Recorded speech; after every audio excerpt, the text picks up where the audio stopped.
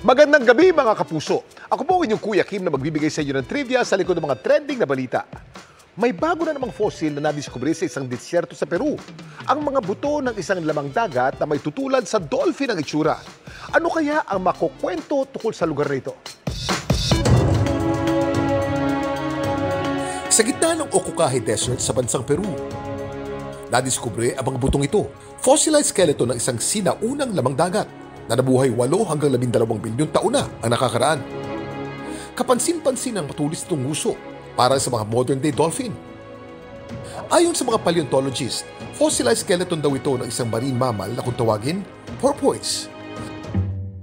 Ang porpoise kabilang sa pamilya ng Phocenidae. Mas maliit ang mga ito kaysa sa dolphin. Nasa 4 hanggang halos 8 talampakan lang ang haba ng mga ito. At kung ang mga dolphin madalas namamata ang kasama ang napakalaki nilang grupo o pod, ang mga porpoise naman reserved at mahiyain. Ang nadiskubre namang porpoise fossil sa Ocucaje Desert, malaking tulong daw sa mga eksperto para pag-aralan ang napakayamang kasaysayan ng lugar. Pero sa mga nagtatanong, paano may nadiskubring fossil ng isang marine mammal sa gitna ng isang disyerto sa Peru? Kuya Kim, ano na?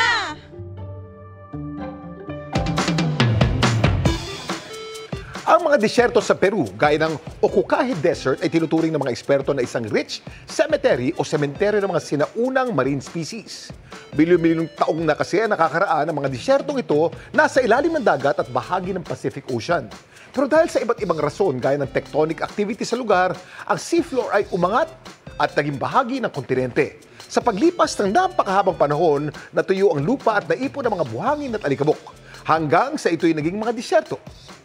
Samantala, para malaman ang trivia sa likod ng viral na balita, i-post o i-comment lang, #Kuya Kim, ano na? Laging tandaan, importante ang may alam. Ako po si Kuya Kim at sagot ko kayo 24 oras. Ramdam agad ng cast ang horror feel sa unang araw pa lang nila sa set ng upcoming film na Huwag Kang Titingin. Ang main location niyan sa isang ancestral house, kaya silipin natin sa chika ni Athena Imperial.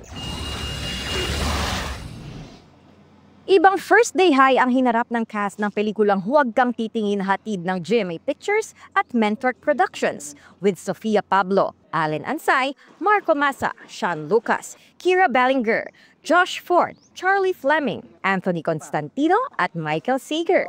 Pagdating pa lang kasi sa ancestral house na main location ng pelikula, ramdam agad ng cast ang takot na hatid ng horror scenes na gagawin nila sa set. Nakakatakot dito pagpasok, tas yun umuulan, tas nagbabaha. Sabi ko, nako, pag gumabi na, tas walang ilaw, ayoko mag-isa. It's very big, it's very dark. Ipapakita namin sa inyo ang ilan sa mga bahagi nitong ancestral house na main location ng film na Huwag Kang Titingin. So itong pinanggalingan ko ay isang spiral staircase na ang kadugtong niyan yung silong sa baba. Dito naman, sa banda rito makikita natin yung altar, luma yung mga imahen, makikita rin daw ito sa pelikula. At sa banda rito, may lihim na pinto. Tingnan natin kung anong nasa loob. Ayan. Isa pala siyang pintuan, papasok ng isang kwarto. Luma yung mga muebles, luma yung kama, at kapiz yung mga bintana dito sa kwarto. Since ito yung first day namin, very curious kami about what's going to happen, how is it going to happen inside. Alam mo yung feeling you're going home tapos it's late at night, tapos it's dark.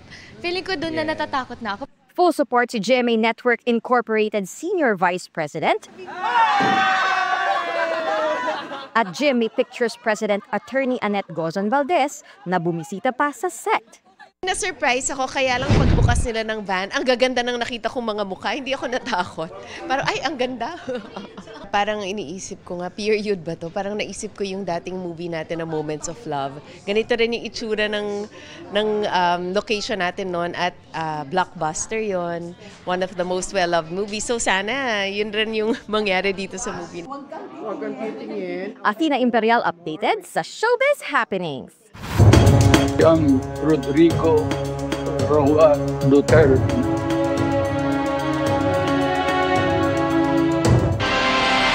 Sa unang pagkakataon ay isinapubliko ng International Criminal Court ang mga detalye ng mga asuntong pinahaharap kay dating Pangulong Rodrigo Duterte.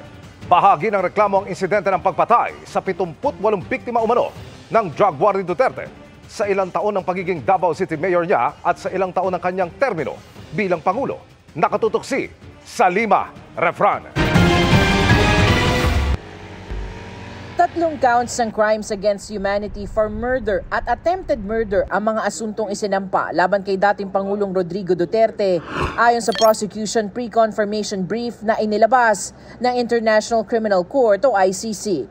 Sakop ng count 1 ang 19 na pagpatay sa mga umano'y drug pusher at magnanakaw noong 2013 hanggang 2016 sa Davao City habang mayor pa si Duterte at umano'y pinuno ng Davao Death Squad. Sakop ng count 2 ang 14 na pagpatay sa mga umano'y high-value targets na sangkot umano sa droga sa unang taon ni Duterte bilang Pangulo. Sakop naman ng count 3 ang 43 pagpatay at 2 tangkang pagpatay sa lower-level criminals sa pamamagitan ng barangay clearance operations o Oplan Tokhang mula 2016 hanggang 2018. Sa dokumento, sinabi na indirect co-perpetrator si Duterte sa 3 count ng murder. Bilang Davao City Mayor, may legal na kontrol umano si Duterte sa pulisya noon at sa ibang tauhan ng City Hall at barangay na nagkasa ng mga krimen. Ayon sa ICC prosecutor, ang ginawa sa Davao, pinalawig umano ng maging Pangulo siya. Malinaw na pinapakita sa atin ng prosecutor na merong nangyaring DDS killings. At ito ay naayon sa isang plano. Nung naging presidente na si Duterte, nung siya ay naging, simula 2016, nabuo or isinagawa yung national plan.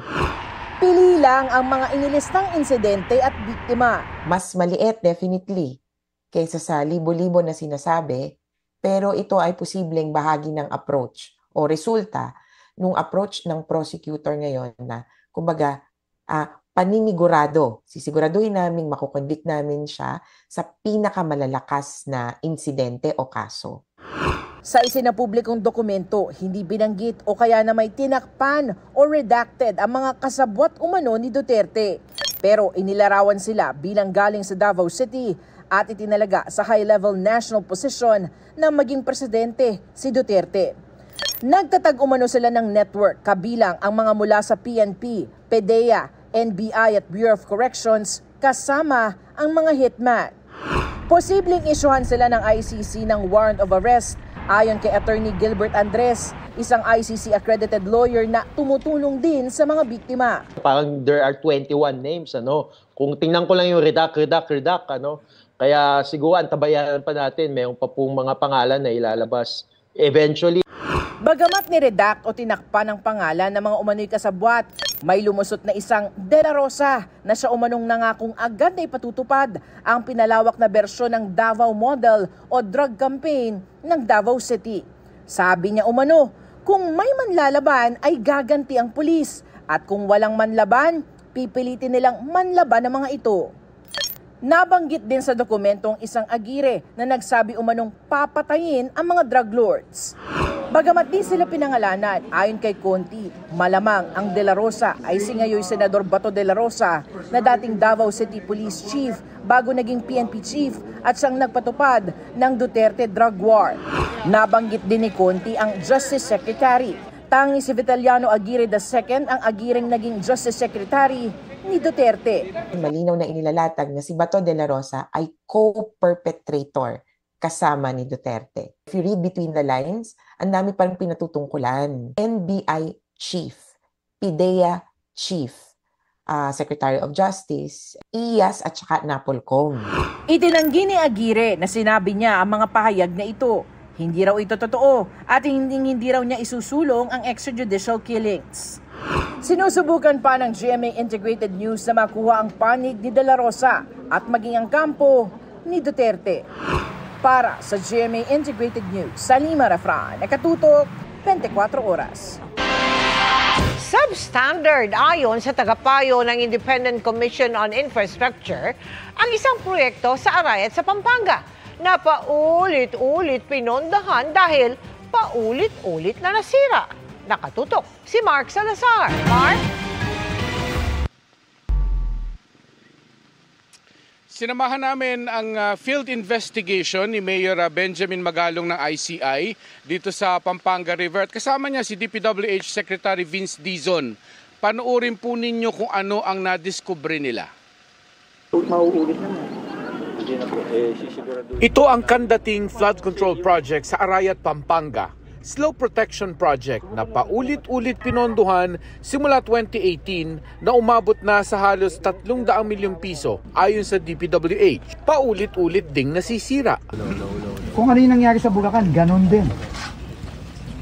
Hindi nga to ghost, pero kita mo naman, isang taon nga sira kagad. Di ba? Paano naman? Maawa naman kayo sa mga taong nakatira dito. Di ba? Buhay yung pinag-uusapan natin dito. Ayon sa contractual data ng DPWH, 2023 pa dapat completed ang repair ng river wall sa halagang 91 million pesos. Pero nasira daw ulit noong 2024, kaya ginagawa ulit ngayon. Nagpaliwanag ang contractor na Edmarie Construction and Trading sa naging problema. Second sheet pile na binabaon, tinatamaan yung sa ilalim, kaya minsan magre-realign ulit. Pero ibig sabihin nga, may problema. Either may problema yung methodology nyo o may problema yung design. Parang ulit-ulitin natin to, ganyan din mangyayari. Tingin ko, ganyan din mangyayari dyan, kahit matapos nyo to. May mga inisyal na pagsusuri ng ginawa sa proyekto at naniniwala si Mayor Benjamin Magalong na substandard ang proyekto. Ang embedment ho nito, according sa soil test, ito tinawagan ko na ho, no? Umabot lang ho na mga 18 to 20 meters. Pero ang mukhang ginamit nyo lang dito, iniklihan nyo kayo bumagsak. Ito ngayon, kausap ko ho yung isang expert ho rito eh. Hindi talaga kayo umabot sa 30 na sinasabi nyo. No-show ang DPWH 3rd District Engineer sa inspection para sana magpaliwanag din bilang implementing agency. Hindi ba agam ng DE na pumunta tayo dito? Hindi sila pinatawag boss pero hindi pumunta. Patanggal mo na yung DE na yung bukas. What will happen to the DE, sir? Shoshokos ko na yan, tapos aagisin ko yan dito. Pakakasuhan ko na yan. Malinaw na substandard at failure ang proyekto ayon sa DPWH. Ang dapat na lamang alamin ay kung sino ang nagwalang hiya para kumita. May dinaanan din ng DPWH na tulay sa Arayat na hindi rin matapos-tapos ang pagkumpuni. Nakatenga daw to ng 8 taon. 8 taon na po, Gov. Ay, sec. 8 taon. So, mukhang ang nangyari dito, i-verify ko lang, hindi na po pondohan. Kasi, ang pondo, ginagagay sa ibang bagay. Tulad ng flood control.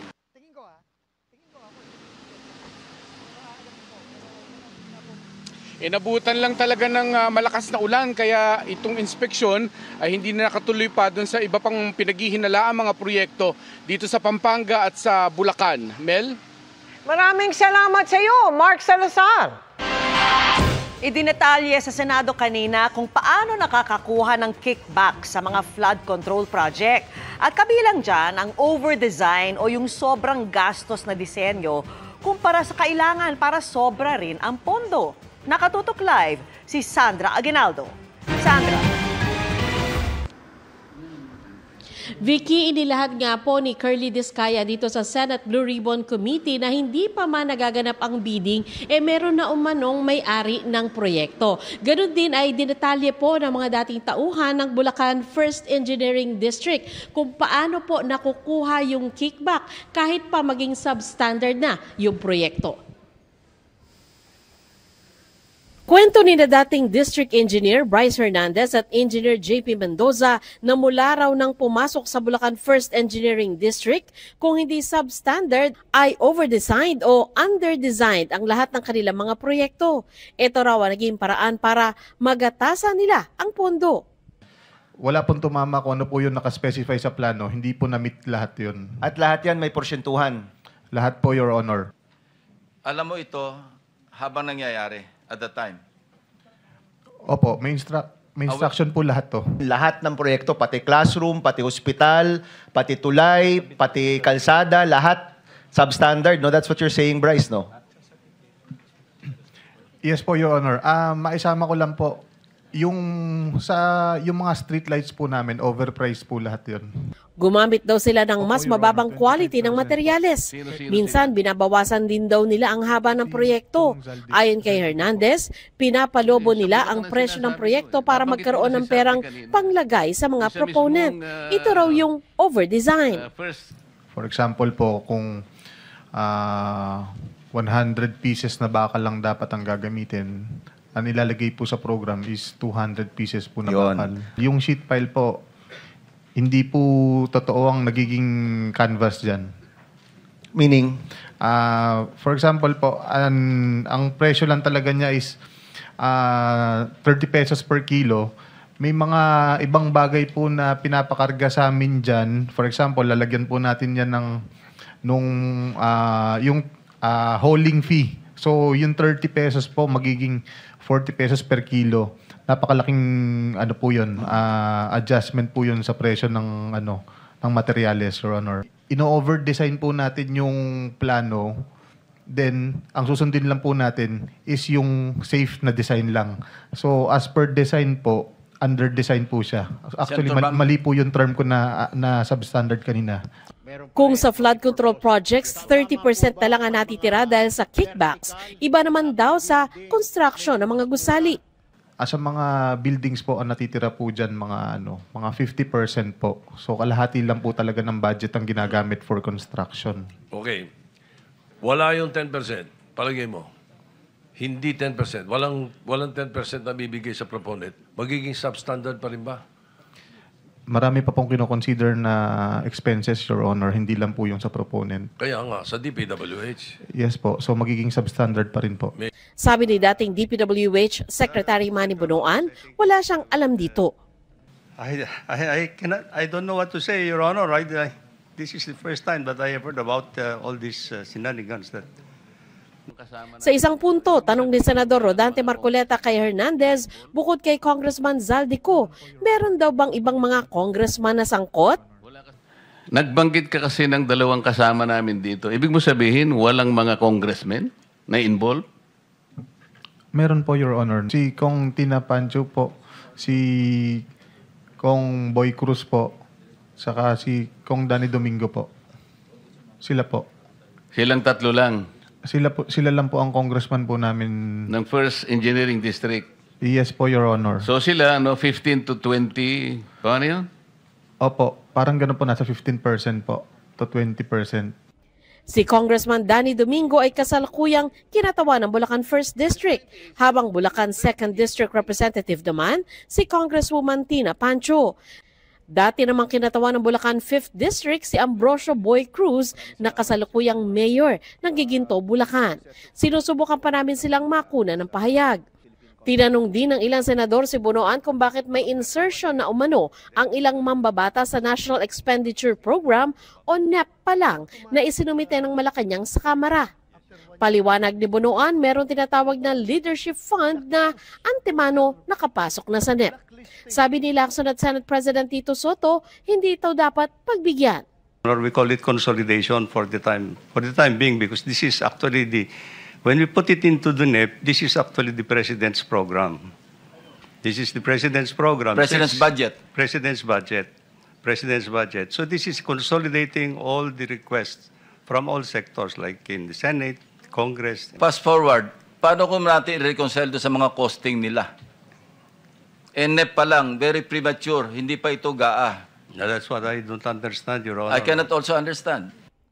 Humarap din sa pagdinig ang mag-asawang Curly at Sara Diskaya. Si Curly inilahad kung paano dinadaya ang bidding para mapunta ang proyekto sa partikular na kontratista. Sa madaling salita, bidding-biddingan daw ang nangyayari. Kung mapapansin ng mga mambabatas, makikita na halos dikit-dikit lamang ang presyo ng mga bid amount ng mga sumasali sa rig bidding at peking bidding na ito. Bago pa man magsimula ang dropping ng bids at opening na madalas ay naka-livestream sa YouTube at ay alam na ng mga contractors kung sino ang nakatagdang manalo. Maaring nabili na nila ang proyekto mula sa congressman at iniintay na lang na lumabas ang resulta ng bidding na isinasagawa. Kung meron daw biglang magbaba ng bid para manalo bilang lowest calculated bid, ginagawan daw ng paraan ng Bids and Awards Committee o BAC para matalo ito, gaya ng pagdedeklarang hindi ito nakasunod sa requirement. Isa sa mga proseso ay ang pagpupunit sa dokumento o pagsulat sa mga pahina ng bidding documents upang madeklara itong non-compliant at tuluyan ng hindi makonsidera sa proyekto. Binibigyan naman daw ng kontratista ng parte na tinatawag na obligasyon ang mga sangkot na kawani ng gobyerno at iba pang tao na nakibahagi. Base sa aking mga naging obserbasyon, nakadepende sa nakaupong presidente ang porsyento. Noong panahon po ni, okay lang po Your Honor, noong panahon po ni former President Pinoy ay umaabot po ng 10%. At sa panahon po naman po ni President Duterte po ay umaabot naman po ng 12 to 15%. Subalit ngayong panahon po ng mahal na presidente ay umaabot na sa 25 to 30% ang total ng porsyento ng proyekto ang hinihingi ng mga congressman gamit ang kanilang mga tao o tinatawag na bagman. At ito ang pinakamataas na hinihingi sa lahat ng mga contractor. Kung hindi naman umano sila makikisama sa sistemang ito, ay hindi sila mabibigyan ng proyekto o kaya ay magkakaproblema ang proyekto at mabablacklist. Humarap din sa pagdinig si Loren Cruz, ang umano'y bagman ng sinibak na si Bulacan 1st District Engineer Henry Alcantara. Mariin niyang itinanggi na bagman siya o taga-kolekta ng pera ni Alcantara. Pero aminado siya sa pangyayaring dinala ang limpak-limpak na salapi sa bahay niya na binansagang tambayan.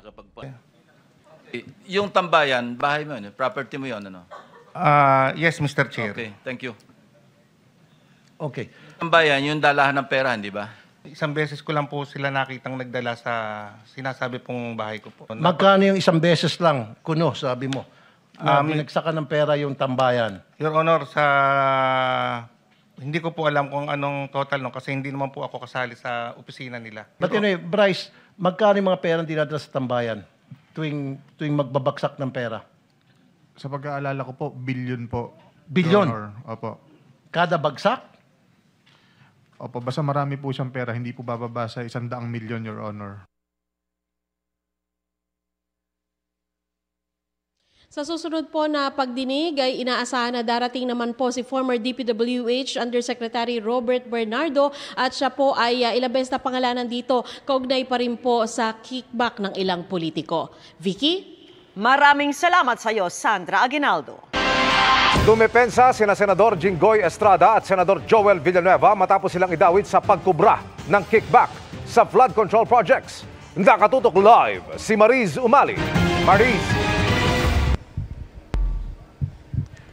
Emil, matapos nga ang pahayag ni Justice Secretary Jesus Crispin Remulla na inirekomendang kasuhan na sina Senador Joel Villanueva, Senador Jinggoy Estrada at iba pa, tumayo sa sesyon ng dalawang mambabatas para muling pabulaanan ang kanilang pagkakasangkot sa maanumalyang flood control projects. Mariin ang pagpapasinungaling ni Senador Jinggoy Estrada sa lumabas sa pagdinig kanina ng Senate Blue Ribbon Committee kung saan pinangalanan siya ni dating DPWH District Engineer Henry Alcantara na tumatanggap umano ng kickback mula sa mga maanumalyang flood control projects. I am more than ready to dismantle the baseless lies being peddled in the Blue Ribbon Committee, come hell or high water. And I will not allow discredited narratives to be weaponized for political grandstanding. I will not allow my honor, hard-earned and vindicated by the courts, to be sullied by careless remarks. Ang inaalmahan ni Estrada ang pahayag na ito ni Senador Francis Pangilinan sa pagdinig. Siguro kung yung Napoles cases nauwi dun sa halip na absuelto, kulong, baka hindi na nangyari itong mas malaking kurakot.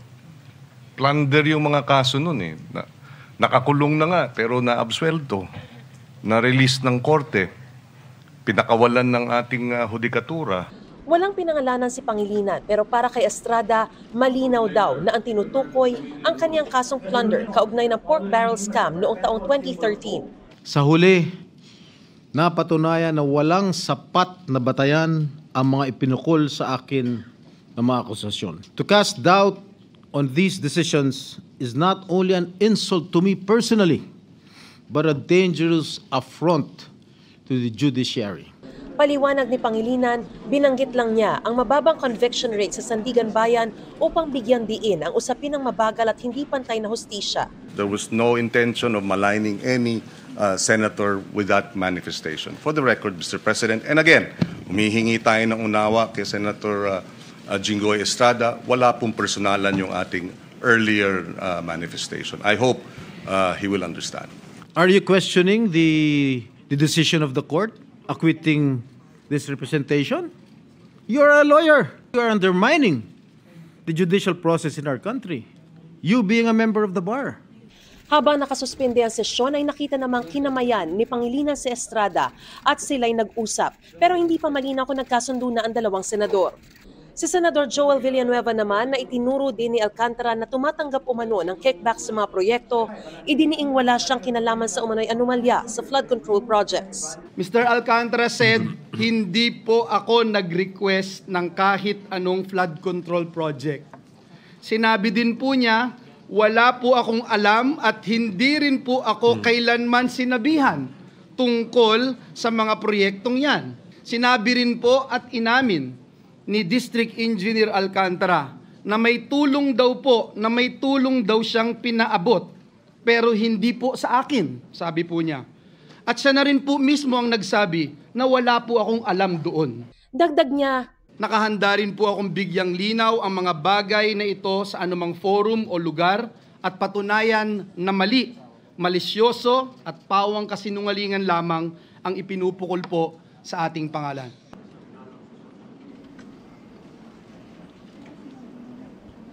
Emil, hindi naman nagsalita sa sesyon ngayong hapon sa Senador Rodante Marcoleta. Kanina kasing umaga ay sinabi niya na ima-manifest niya sa plenaryo ngayong hapon ang kanyang pagtutol sa investigasyong isinasagawa ng Senate Blue Ribbon Committee. Emil? Maraming salamat, Mariz Umali. At yan ang mga balita ngayong Martes. 73 araw na lang, Pasko na! Ako po si Mel Tiangco. Ako naman po si Vicky Morales para sa mas malaking misyon. Para sa mas malawak na paglilingkod sa bayan, ako po si Emil Sumangil. Mula sa GMA Integrated News, ang News Authority ng Pilipino. Nakatuto kami 24 oras.